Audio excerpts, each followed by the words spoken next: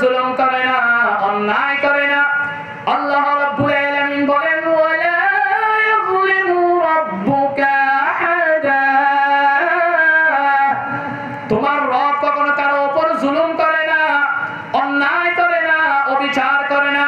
কিন্তু এখন তো দেখা যায় আমাদের সমাজের মধ্যে আমাদের কত পাওয়ার, আরে আমরা কত বাপসাপ, কত হেডাম দেখাই, আসলে না এমন আমরা কত হেডাম দেখাই, কত বাপসাপ। আল্লাহ বলেন ও আমার বান্দারা, ওই কিয়ামতের ময়দানে সেদিন একত্রিত সব পাওয়ার থাকবে আমার আল্লাহর হাতে। সেদিন কোন নেতার ক্ষমতা চলবে না, সেদিন এলাকার কোন মাতব্বরের ক্ষমতা চলবে না। ওয়াল আমরু ইয়াউমাইদিন লিল্লাহ, সেদিন সমস্ত পাওয়ার থাকবে আমার আল্লাহর হাতে। করেন সুবহানাল্লাহ। সেদিন আমার আল্লাহ হবেন বিচারক, আর আমরা সবাই থাকবো আসামির কাঠ গড়ায় দাঁড়িয়ে। আমার আল্লাহ হবেন বিচারক, বিচার বেলায় আমার আল্লাহ কারো উপর জুলুম করবে না, অন্যায় করবে না, অবিচার করবে না। একান্ত আমাদের সমাজের মধ্যে দেখে যায় বিচারের নামে অবিচার আসলে নাই, বিচারের নামে অবিচার আসলে নাই। অপরাধীকে নিরপরাধী বানায় আর নিরপরাধীকে অপরাধী বানায়। এই স্বভাবটা কিন্তু আমার আল্লাহর নাই, কারণ আমার আল্লাহ হলেন ন্যায় বিচারক। এই জন্য আল্লাহ বলেন ও আমার বান্দারা শোনো, তোমরাও মানুষের উপর জুলুম করবে না, অন্যায় করবে না। আল্লাহ পাক রব্বুল আলামিন কোরআন কারীমের মধ্যে দলিল দিলেন। কোরআন কারীমের সূরাতুন নাহলের 90 নম্বর আয়াতের মধ্যে রব্বুল আলামিন বলেন ইন্নাল্লাহা ইয়া'মুরু বিল আদলি ওয়াল ইহসান ওয়া ইতা'i যিল কুরবা ওয়া ইয়ানহা আনিল ফাহশাই ওয়াল মুনকার। রব্বুল আলামিন বলেন নিশ্চয় আল্লাহ তোমাদেরকে ন্যায় কায়েম করার, ইনসাফ কায়েম করার এবং সদাচরের আদেশ দিচ্ছেন। আবার কোরআন কারীমের সূরাতুল হুজুরাতের 9 নম্বর আয়াতের এন্ডিংয়ে রব্বুল আলামিন বলেন ওয়া আকাসিতু ইন্নাল্লাহা ইউহিব্বুল মুকসিতিন। আল্লাহ পাক রব্বুল আলামিন বলেন ন্যায় বিচারককে ইন্নাল্লাহা ইউহিব্বুল মুকসিতিন, ন্যায় বিচারককে আমার আল্লাহ ভালোবাসে, মহব্বত করে।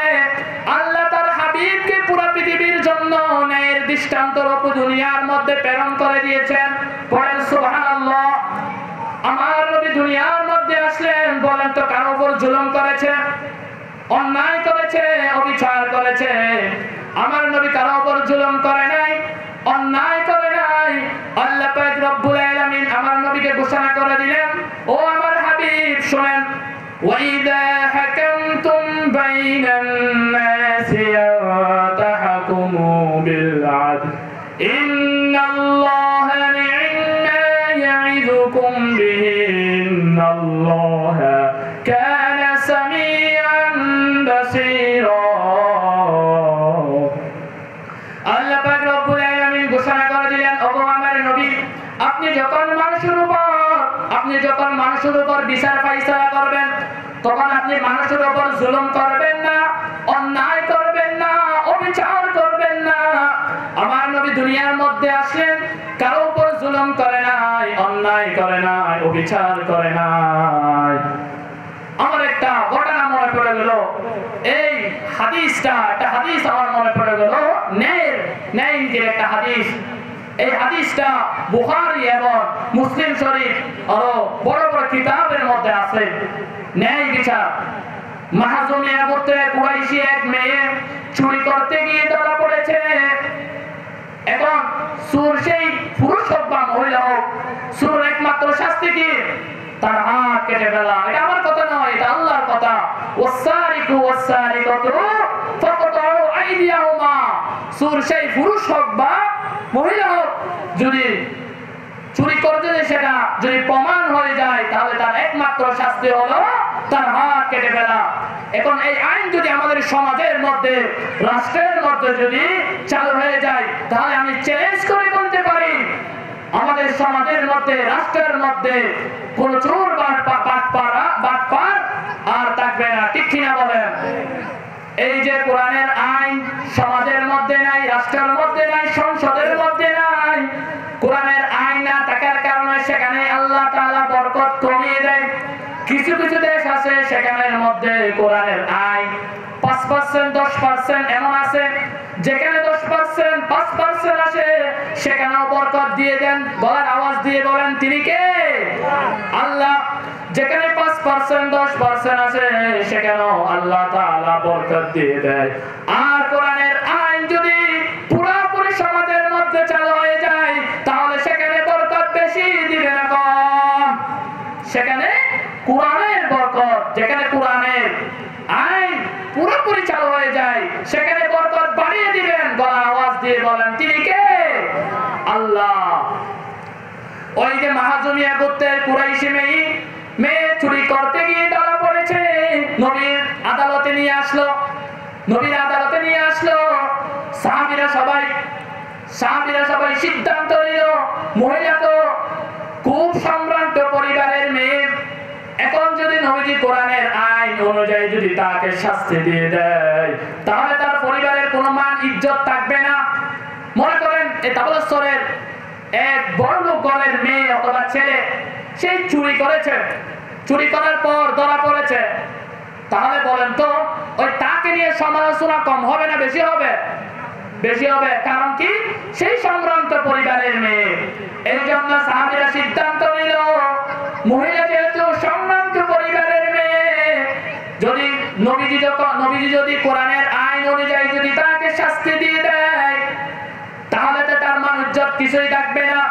এই জন্য সাহাবীরা সিদ্ধান্ত নিল, নবীজিকে যদি বলে একটু তার জন্য সুপারিশ করা যায়।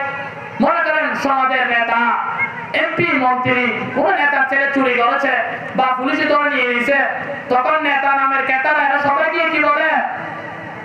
অন্য ওর উচ্চ লেভেলের নেতাকে দিয়ে বলে আমার ছেলেকে একটু ছাড়ানোর ব্যবস্থা করো, আমি তোমাকে খুশি করে দিব। বলে কি বলে না? এটা একটা উদাহরণ দিলাম।